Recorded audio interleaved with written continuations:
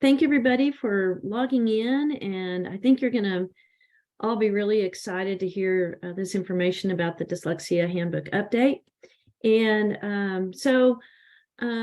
if you have any questions as we go through, as Melissa does her presentations, if you will put those into the chat. Also, if you are needing academic language therapy continuing education units, if you would go ahead and email the center, and those email addresses and instructions will be at the end. So just be aware of that so that we can make sure that we get you your certificate. If you haven't received it by Thursday and you think that you should have, well, go ahead and let us know and email us, and we'll make sure that we get that taken care of for you. This evening we have with us Melissa Espino, and she is from Dumas. She is an academic language therapist, and if you don't know what an academic language therapist is, it is a specialized program specifically for dyslexia and written expression, as well as dyslexia therapy. And it is a pretty intense program and requires 700 clinical hours. So it's kind of a big deal. And Melissa also is a QI, which is an even bigger deal because it requires even another 700 clinical hours. So she knows her stuff, and that's why we've asked her to come to us today to talk about the Dyslexia Handbook. She is a graduate of WT and then went on to get a master's from Southern Nazarene University and then a master's from Midwestern. And I'm going to assume that, Melissa, you got that as you completed your academic language therapy certification. She has taught second, third, and fourth special ed and dyslexia in the Dumas Independent School District, and is currently just doing diagnostic work in Dumas. And then she's also teaching 2 groups in the Scottish Rite dyslexia therapy program. So Melissa, I'm going to turn it over to you and let you take it from here and talk to us about the Dyslexia Handbook update. Okay, it's good to be here. A little bit about my walk with dyslexia.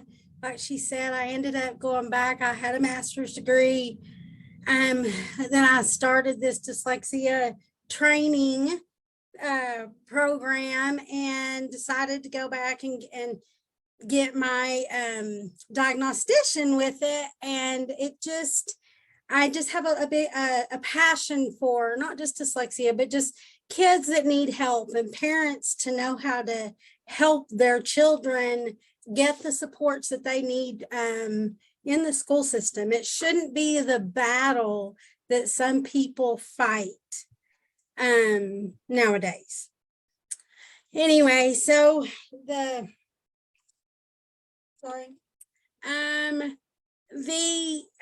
handbook, you can find it on the Texas Education Agency website, and at the very end there is a link with 3 different websites that where you can find your rights.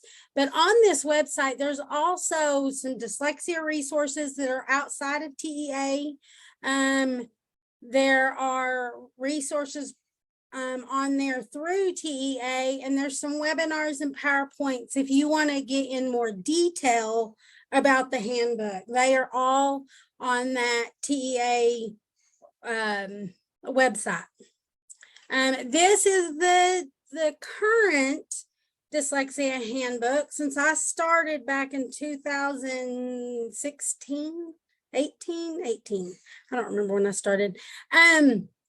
They have made, this is the third, I guess the second update, the third handbook that I have worked under. A little bit about the history of the handbook. The first one was written about 25 years ago, and it was written because so many students with dyslexia were just put in special education, and they were served with accommodations, maybe some reading intervention, kind of a Band-Aid. They weren't really given what they needed to overcome and succeed. And so that's where the original handbook, how it started. And I've never seen an original one. If anybody has one, I'd love to see one.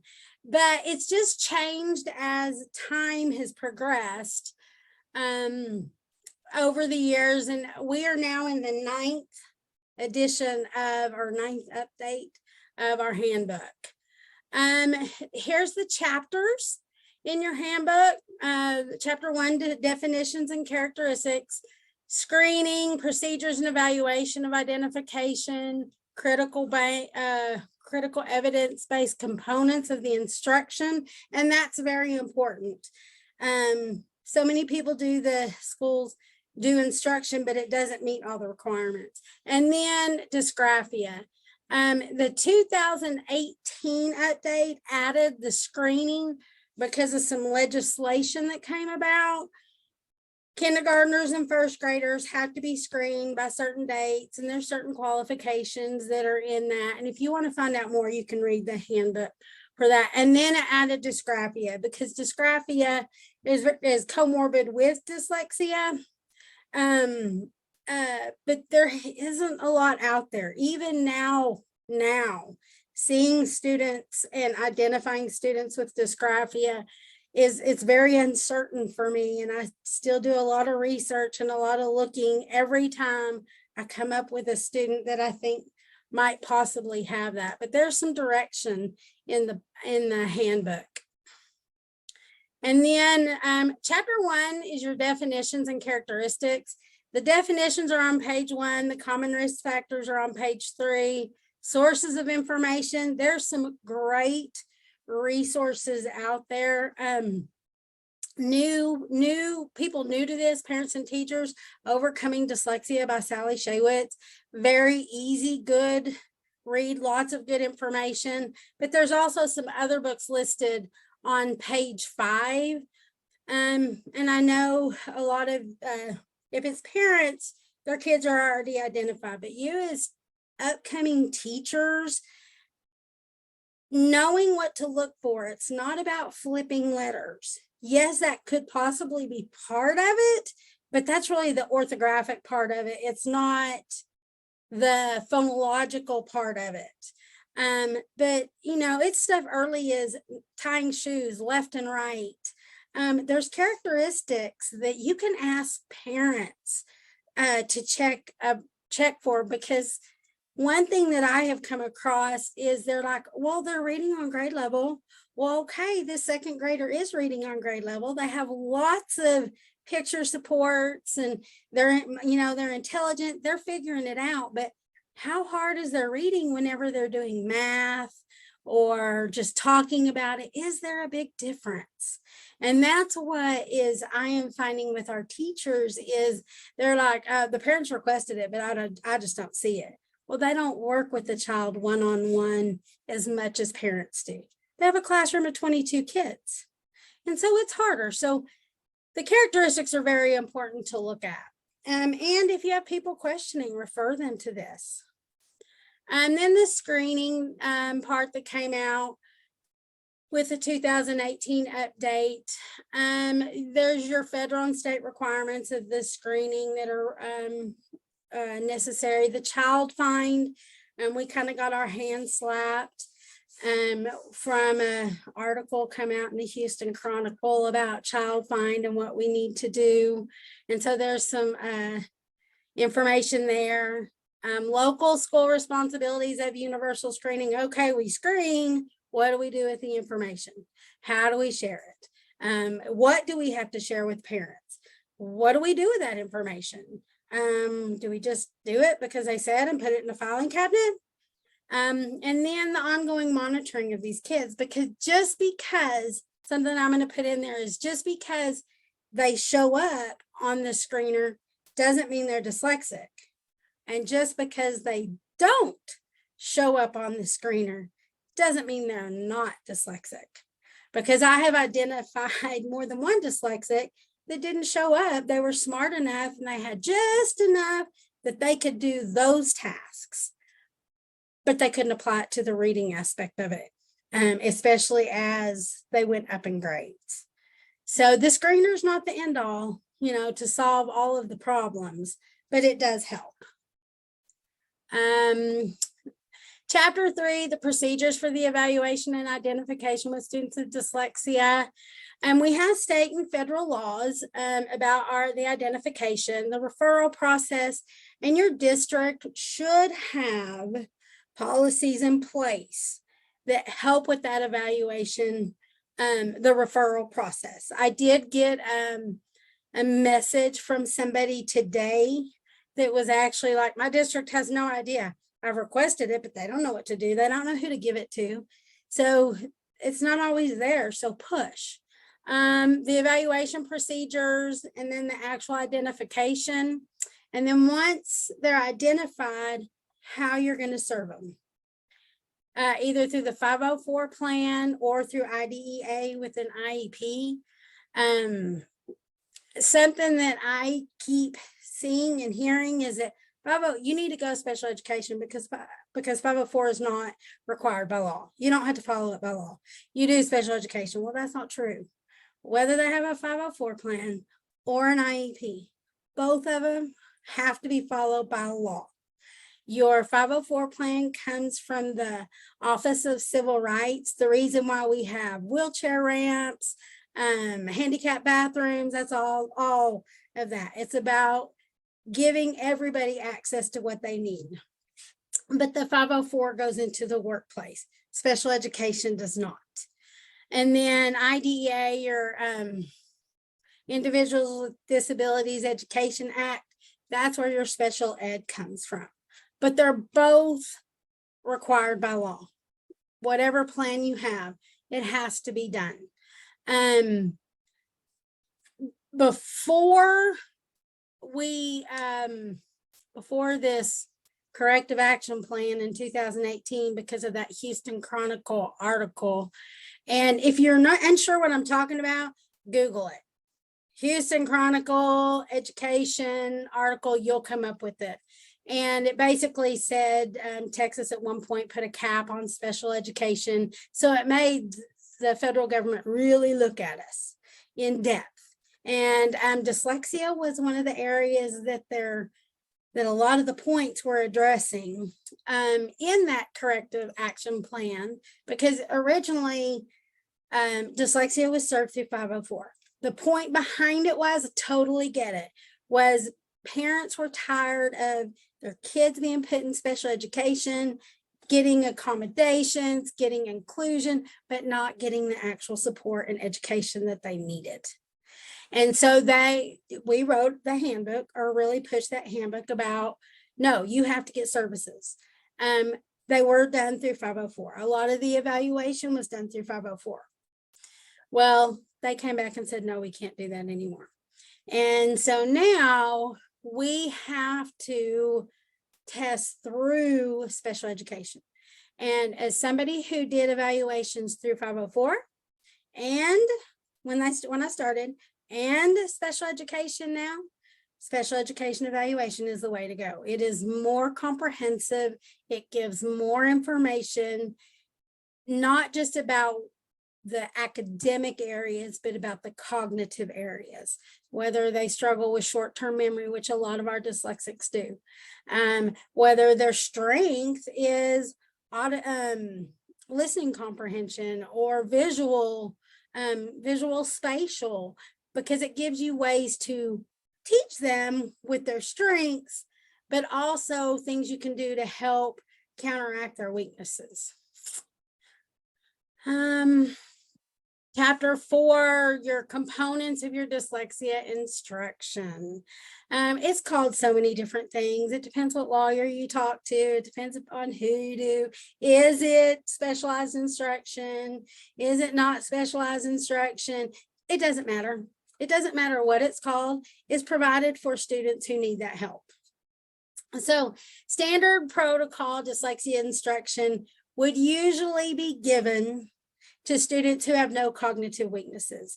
If they were tested 20 years ago, they would say, we don't know why this kid's not learning, but they don't qualify for special ed because there's no cognitive weaknesses.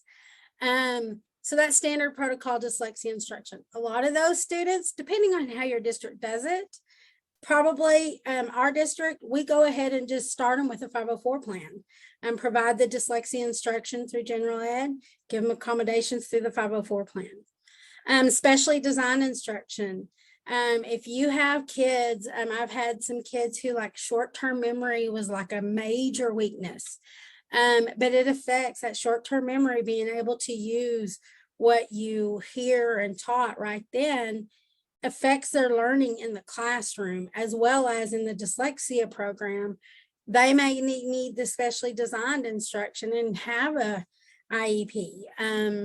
Your delivery of instruction, how it's done, we say VAK, it needs to have all the modalities. You don't just talk to them and show them. It can't be computer-based. The providers of dyslexia instruction, can it just be a teacher? Or does it need to be a therapist? Or can we just have someone who's trained in a program? They have to be trained in a program. They have to know it. If you get a therapist, somebody who's trained to a therapist level, like Puff said, we went through 700 hours of clinical working with students. We did 200 hours of instruction. It was 2 years of dyslexia shoved down our throats, but it is so worth every bit of it. When I see the light bulb go off on those kids, and as kids, some second graders that I started at the beginning of this year doing for the, everything was letter by letter. Now their parents are saying, oh my gosh, they're reading signs, they're reading my text messages, they're reading labels on boxes, they're reading cans. It's just like, yes, and so it's so fulfilling. It's just awesome. Makes me excited. And then some instructional intervention consideration for your ELLs and dyslexia. That's very important because sometimes, especially, we have a high population of Spanish, but we have in our district, we have, I think they said last count, we had like 17 or 18 languages. And like I'm working with a kiddo now who's Swahili. It's like, I don't even know what Swahili is or what it sounds like. And so you have to work through that and figure out, okay, what is their language? How do I work with it in English? Because, for the most part, our dyslexia instruction is in English. We don't have, you may have some trained in Spanish, but Swahili or Korean or some of those, we just don't have it. Karen, we don't have that instruction for dyslexia in their language. And it's not a language it's not specific to English. They're not processing sounds no matter what the language is. And then it needs to be research-based practices. You see a lot of them out there that, oh, let's do this or let's do that. And because they liked it or they see it or they want to try it. Well, you have to make sure it's research-based. And then, of course, your instructional accommodations. I'm going to talk a little bit about that a little bit more here in a minute. And then some of your GT kids, your ones that have it both on both ends. I was testing a kiddo that came from another school district and dyslexic. Oh my gosh, just right away you could tell it. Very intelligent, above average intelligence. And he was like, yeah, I didn't get into GT because I couldn't read. And I was like, well, that shouldn't have been a consideration, but okay, and so it just, again, it's based on that knowledge. Something I really want to talk about are instructional accommodations for students with disabilities. Just because you're dyslexic, it doesn't mean you're going to get a specific list of accommodations. Those accommodations need to be based upon your child and upon their needs. For the most part, most children with dyslexia will require note-taking assistance. I have had a lot of teachers or principals say, oh, Well, I've been in class, they can take notes. Yes, some of them figure out how to take notes, but are they hearing anything that the teacher is saying? Probably not. And when you talk to them, especially some of your older ones can tell you how they do it. And I was like, whenever you're copying from the board, how are you doing it? Letter by letter, or one or two letters by one or two letters? They don't even know the word that they're writing down. So note-taking assistants, we tell them, a lot of our districts, and they have, a lot of our classes, they've actually kind of made copies for everybody. It's just sped up their class, is they give blanks where they have to fill in a word or a word or two or a phrase, but they don't have to write everything down. That's very important. Another thing that is oral administration. Oral administration is very important for a lot of our kids, just because their brain, a lot of them can read it. They get to where they can read it, but just because they can read it doesn't mean they should read it. Because especially if they're taking tests, well, they're using up some of that brain power for analyzing the information, processing the information that they should be using just to analyze, not to read. I think I worded that funny. They use brain power to read when they should be using it to analyze that information. Something else that is important, as far as extra time, as far as extra time or spelling assistance, stuff like that, it just depends on your child. I have a lot of dyslexics that don't need that extra time. They don't want the extra time. Don't give it to them just because they're dyslexic. Look at the child, look at what they need. Frequently misspelled word list. Some of them have strengthened that orthographic memory and have worked with enough, they can memorize some of those words. They don't necessarily need it. It just depends on the child. And another thing that's so important, and I've really realized this the last couple of years working with older dyslexics, let them understand why they're getting the accommodation. I had some kiddos who, two boys, brothers, and they were kind of behavior issues in the classroom a little bit, just defiant, not wanting to do certain things because they struggled with it. And they took their tests and it's like, well, did you use oral administration? Because now it's on the computer and they can do it themselves. And they're like, no. And I'm like, well, why not? And they're like, It's like, well, do you even know why we give it to you? No, they had no idea. I had to explain to them about the whole brain power thing. And I use it in the analogies of sports. And I said, and when you play baseball in the summer, they always tell you, do not go swimming before a game. Because what happens when you go swimming before a game? You don't play as good because your body's tired. Well, when you're having to read all the questions and all the answer choices, it's just like swimming. You're making your brain tired before you actually get to the game. So if it's read to you, your body or your brain is prepared to answer the questions. And yes, I do have to read the reading passage, but especially in math. And even some of them read the words wrong, so they can't answer it right. So make sure that you are explaining to them why they have it and what is the benefit of it, whether it's note-taking assistance, whether it's short-term memory. Any of it, whether you do the extra time or any of it, because some of them don't like to feel singled out. Explain to them why. That will probably help. It also helps with them advocating for themselves, saying, hey, I'm supposed to have oral administration. You didn't give it to me. We had a situation where a little girl was here, left for a year and came back and was having a test. And she went up and was like, hey, I'm supposed to have oral administration. I'm dyslexic. And they're like, what? You're dyslexic? No, you're not. We don't have you on the list. Her mom, when she filled out all the paperwork, never said she was dyslexic. Well, they don't know to go back and look in the special ed records or to search for that. Well, once she said that, they asked us, yeah, well, then they clicked the button and gave her what she needed.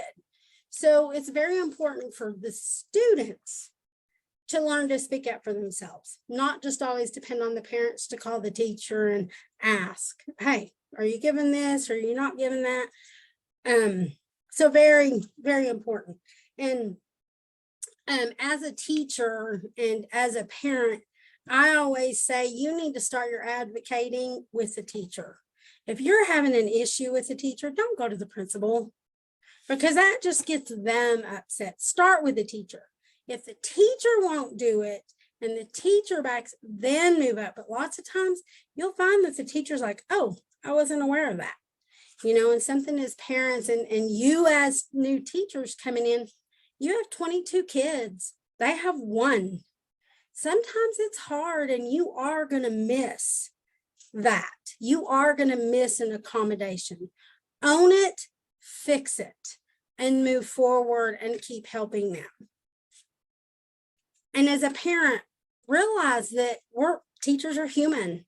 We're going to make mistakes. We're going to miss that stuff, but we'll fix it. Hopefully it'll get fixed and we can move forward. Now, if it continues to be a problem, then yeah, go on up. But most of the time it can just be fixed with talking to the teacher. Okay, components of your dyslexia. We've had somebody ask regarding instructional accommodations. Is there a good way to determine the accommodations that a student may need? I look at, as a diagnostician and a therapist and a special education teacher, I look at, the behaviors that they did with me during testing. Was there a lot of repetition, or was there a lot of that stuff going on?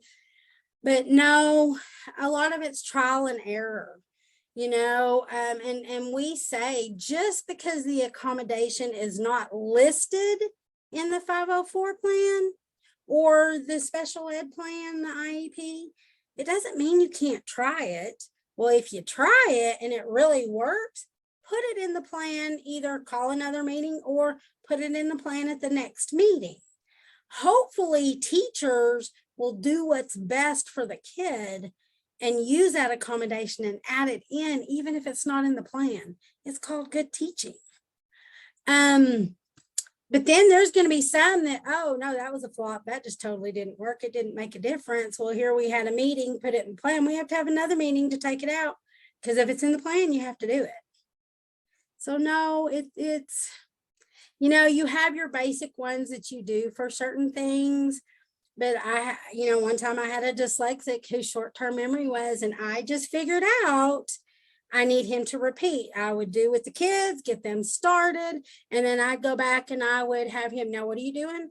Now where are we going to go with this? Because at first I was like, oh my gosh, he never listens. He never knows what's going on. And then it's like, oh yeah, short term. Once I started doing that, no issues. And he learned and he did great. So it's kid by kid.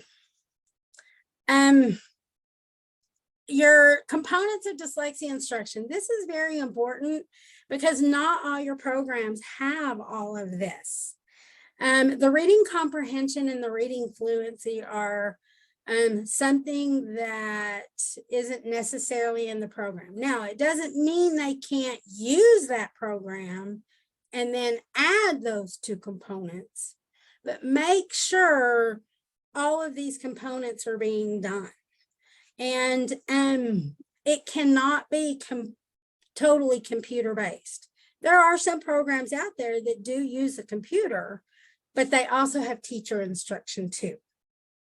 And when I started, some of the districts were doing just computer-based instruction, thinking, oh, the computer works, it's teaching them phonics.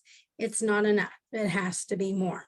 So ask your district, if you have a new kiddo who's starting, ask them, how do you teach? What are the components? And it tells you, this is in that handbook, what to do. What has to be taught. And then your delivery of instruction, simultaneous and multisensory. It needs to go back and go over and go over and go over. use all the senses. We have a saying in the Take Flight program, see it, say it, hear it, think it. If you can do all 4 of those in one shot, the brain is learning it easier. And I have a lot of kids who hate doing it out loud, or I fight them, and it's like, do you want to go dig a hole in the yard with a spoon or a shovel? Well, when you don't do the oral and the talking, you're missing the say it, but you're also missing the hear it. So you're digging a hole in the ground with a spoon. I'd rather use a shovel, so I'm going to just say it, and then it'll hit the other 2 areas. That kind of was a good analogy that my kids understood, especially my littles. Anyway, must be explicit. You have to go over it, and it has to be, can't be in chunks. It can't be, if you know A-K-E, you know cake and take and fake and make and flake. You have to teach them vowel consonant E says, is long, and A consonant E is A. Very explicit in that instruction. Diagnostic teaching to automaticity, meaning, oh, you're missing this one here. Go back and look at this vowel theme song, or go back and look at this piece of our instruction. That's going to help you with this word. Teaching them the rules, knowing this child needs this, but this child needs something else. Very important in teaching dyslexics. Your synthetic and analytic instruction, making them go from part to whole and whole to part, breaking it apart, putting it together. All of that is very important. And then chapter 5, dysgraphia, your characteristics, procedures for identification, instruction for students with dysgraphia. Not a lot of programs out there that are helping with that. That's the one that's hard to do that research base, because it's really just coming about. And then instructional accommodations for students with dysgraphia. And it also has some technology tools. And that's something that I was very weak on as a teacher, even as a diagnostician, as a dyslexia therapist. A lot of those tools, because I am not I'm getting older and my technology is not there like these young people have it. And that's something that I'm learning as I go. More and more ways for these kids to be independent. And that was something that was always so important to me, is, we can make it with, especially with this text to speech, where give the kids the tools in the classroom where they don't have to ask for it to be read to them. Let them take a picture of it and it can be read to them on their time. They don't have to wait. They can do it. That's independence. Give that to them. And there's a lot of tools out there that will give that to them. Anyway, rights as parents and students with dyslexia. Teachers, you need to know these rights that your parents have. You need to know, because you may have a principal that's like, no, we don't have to do that. I don't want to do that. I don't have the staff. I don't have the money. We're not going to do it. And it's like, oh yeah, we have to do that. We don't have a choice. Sometimes you may just have to do the best that you can. You may not be able to do all of it, but know what these parents are coming to you with. And if it's a right to them by law, do not say, oh, we can't do that. We don't have the staff. Ooh, that's a lawsuit waiting to happen if you have a parent who wants to push it.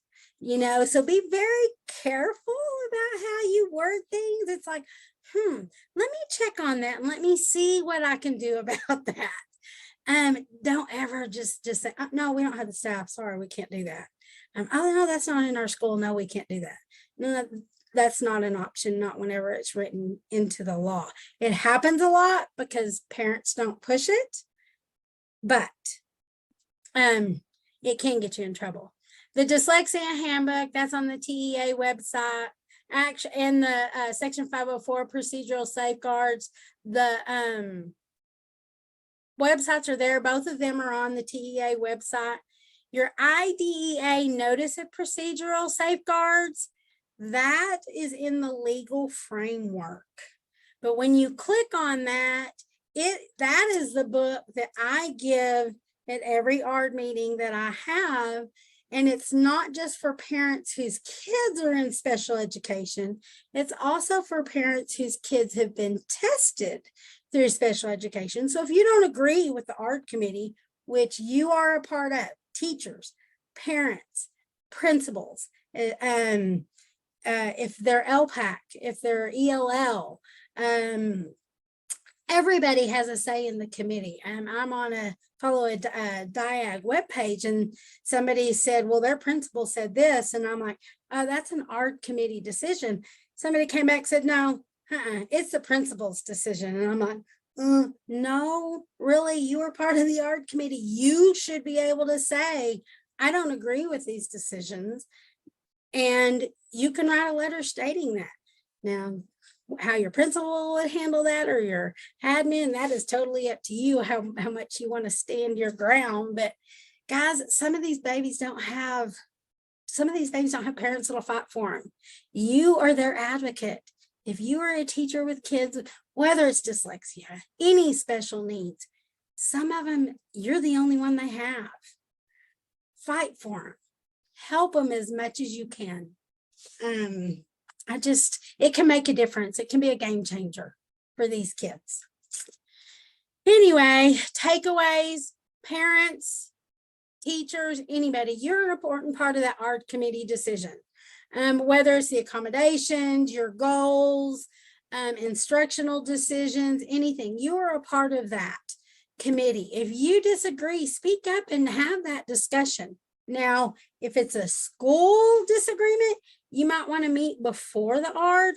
Don't ever bring up a disagreement in front of a parent. If you disagree with what the teacher or special ed person, teacher or somebody says, go to whether it's your DIAC or your principal or your SPED teacher, go with your concerns before the ARD committee meeting.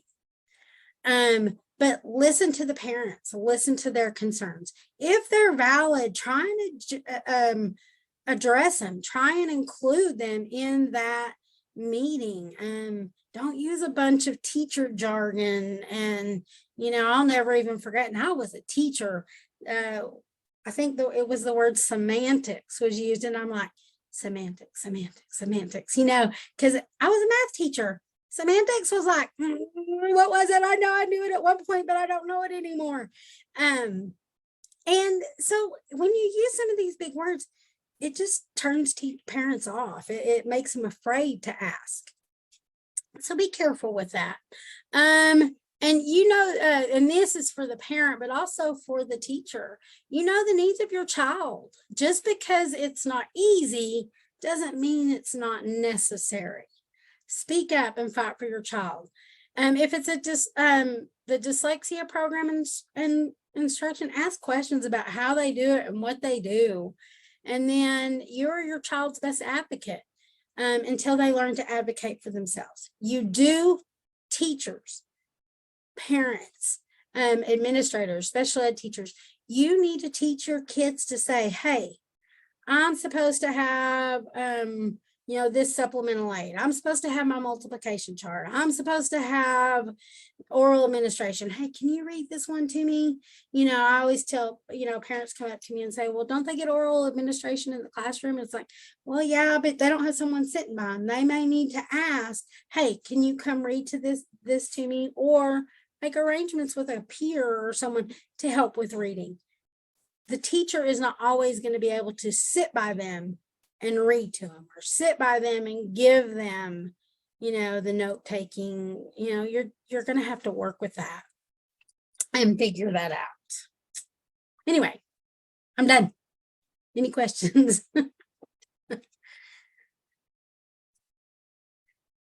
And just as a reminder, if you do have any questions, you can put those in the chat box and we'll be sure to share those with Melissa. And while we wait, in case anybody does have questions, I was going to ask you, Melissa, because you hit on a point that we hear frequently in parent consultations with the Center for Learning Disabilities. If a parent had questions about or concerns about the dyslexia program and instruction provided in their school, what questions should they ask? Oftentimes parents aren't sure where to even begin. And who would they ask?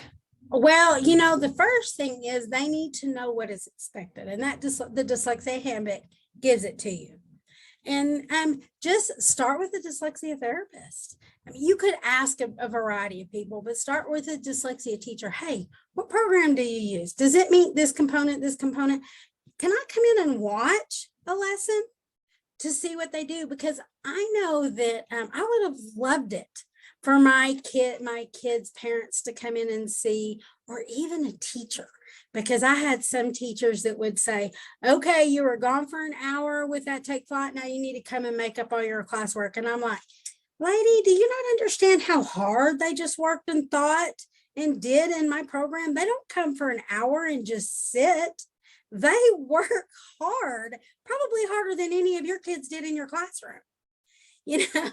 So it just research. When they tell you what the program is, go online and say, okay, what is this program? How does it work? Do the components match?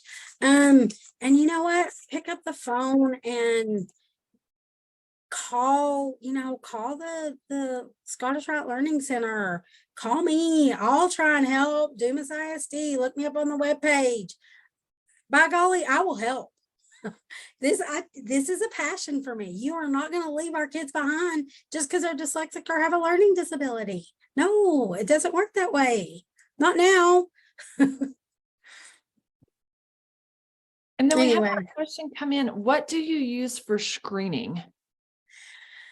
Oh, there are so many different screeners out there. It just depends, the district, the TEA has sent down some guidance about what we can and can't use. We Dumas used to use like the OS and TPRI, and some other things. My district was big. I was not part of that as a dyslexia therapist because I wasn't on a campus. I served the whole district. So I couldn't tell you for sure. Now we're using the MAPS screener, but I don't know what else they're using in the classroom along with it because I'm not part of that program. I'm not part of that part of the instruction in the screen. So that's something that usually your upper curriculum people have figured that out. And something that I would say, parents, teachers, when you are suspecting a kiddo that might have dyslexia or there is something wrong, keep work. Writing samples are huge with me to know, okay, look, this child is spelling things, leaving letters out, dropping endings, inserting sounds, spelling the same word in different ways. They tell me a story that is just like using big words. It's elaborate. When I tell them to go write it, I have 3 sentences and no word has more than 4 letters. Does their writing match their verbal, what they share? Some of that, keep those writing samples, snap a picture on your phone and save it to your computer. You don't have to have the actual copy of it, and unedited writing samples, not ones that you've gone back and you've edited with them and fixed spelling and, oh, look, we're going to hang this in the hallway. This is a perfect one to give to your parents. Let's give that to the therapist, who's evaluating you. That's not a good writing sample. Something that free writing. I identified a girl in high school, and her mom asked when she was younger, and she had figured out how to read. I don't know how she did it, but she did. She's very intelligent. Well, then even junior high, she was an 8th grader at the time. It was the end of her 8th grade year. They brought me a writing sample, and I'm like, I'm not really seeing dyslexia, but the parent requested, so we tested. Well, I did just writing fluency. Oh my gosh, her writing on that did not match her writing. What she was doing is she was taking her passages home. She was working on them, checking her spelling, fixing them, because she had a good work ethic and she knew it was wrong. And then she'd bring it back to the teacher. So your teachers didn't see it. She could read. She read at a slower rate, but she could read, but the parent saw how hard she worked at home. Teachers never saw it because they have a classroom of 20, 22, 25 kids. So when the parent says it, don't just say, I don't think so. I don't see it, because parents know. And we've had a couple more questions come in. The first one, are you noticing a change in your dyslexia testing data as a result of the implementation of the science of reading at Tier 1? I'm also really intrigued. Wow. My district's not a good district to say that, because we just really kind of started implementing not necessarily a phonics, but phonemic awareness this year. So no, I am not seeing a difference, but I will say that's not true. Our kids who went through RTI, and our district did use the boost and the blast, with really great reading. And yes, I could see the kids and their phonemic awareness was good. It was average, but they couldn't apply it when they read. So you can't discount a kid who can do the phonemic awareness part of it if they've had good instruction. That's where the writing samples come in, and analyzing their errors when they read, because you'll have a bunch who they can read, they figured it out, they're going along, but they're missing those little words, they're dropping endings, they're misreading their vowels, so there's just so much to it. It's just not black and white. I'm going to say maybe 25% of my kids are black and white when I identify, but no, not a lot. But it's really exciting here because I work with a great group of diags. Even when I wasn't a diagnostician, I was a dyslexia therapist. I still did it all, but I would come to him and I'd say, okay, help me. We'd talk about it. We'd go through it. Well, my diags here who didn't know a lot about dyslexia, boy, they started bringing some of their reevals up. And whenever they were in 7th and 8th grade, it was like, oh man, we missed this one. They're dyslexic. Oh man, we missed this one. They're dyslexic. And they're in 7th and 8th grade. We still take them through a program. They can go through it a little quicker, but it still makes a difference for them. They may not ever close the gaps totally, but it does make a difference. When we had one final question, is there a good way to go about teaching and showing students with dyslexia how to write letters or numbers properly?